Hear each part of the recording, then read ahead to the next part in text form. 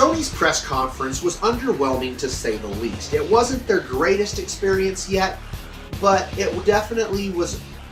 It was not as good as it has been the past 4 years. I'm just going to say that right now. And that's okay. Sony slowed it down a little bit this pace. They don't have a whole hell of a lot coming out right now. PlayStation 4 is into its life cycle. Who knows? 2015 could come along and they could turn around and steal the show yet again. But that's not what we're talking about today. One of the biggest things for Sony's press conference that I thought was worth talking about was the gameplay trailer showcasing the new Spider-Man game being developed by Insomniac Games. Now, for those of you who do remember, they showed a little bit of what we could kind of expect last year. But we did seem to get more and more of this gameplay, and it seems it steals kind of heavily from the Batman Arkham games. If it's not broken, don't fix it. If it's not broken, use it. And that's kind of what they've done. In a way, Insomniac is kind of going about the idea of doing things stealthily, doing things for Spider-Man's abilities that the WB Games or Rocksteady kind of did for Batman. Now, this game does look to have potential. It does look very fun. It does have me interested. But there are a couple things that I think I do want to talk a little bit about. And the cinematic, I don't know if it was just the cinematic that they specifically chose to kind of showcase what was going on.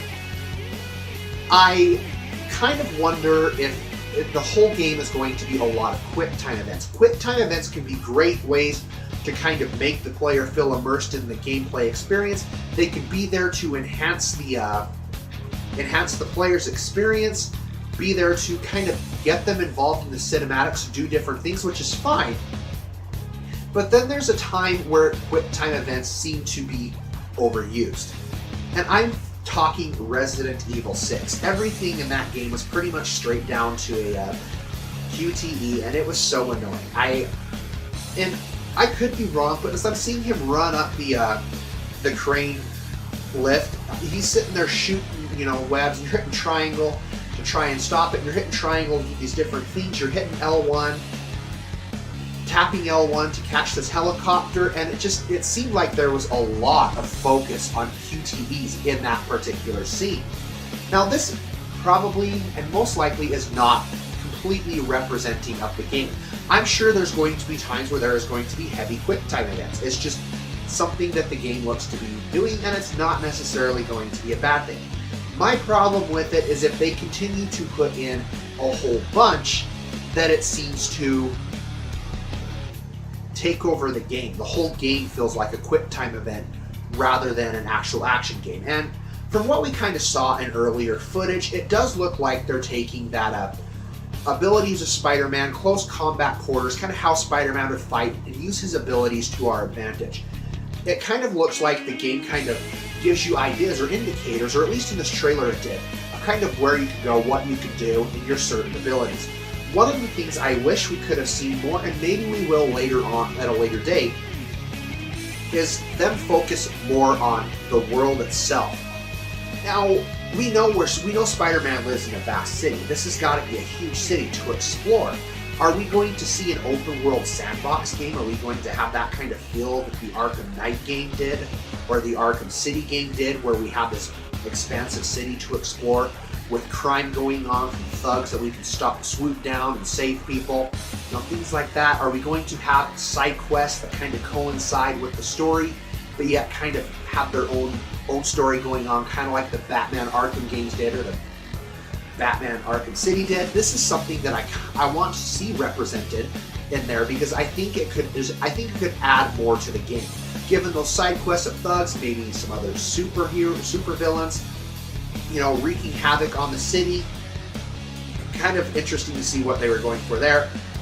One of the things I did catch in there is that he was taking on, or saving people from Wilson Fisk. Wilson Fisk being Kingpin, one of his arch enemies, and he was like behind bars, and he was trying to catch this demon guy or whatever. I don't even know who he is. I really don't. I'm not huge into comic books. I do like the movies and the games. And this does look really cool though. One thing I did catch, the last thing I want to talk about here, guys, about the Spider-Man trailer, is one thing I did catch. At the very end, Sony stopped it, showcased all of their all of their little things going on with the trailers, all the games that they had kind of announced, and then it flashed back to the Spider-Man game, and it showed someone holding a cell phone camera. And this is what you literally hear. Hey, Miles, it's time to go. Miles Morales.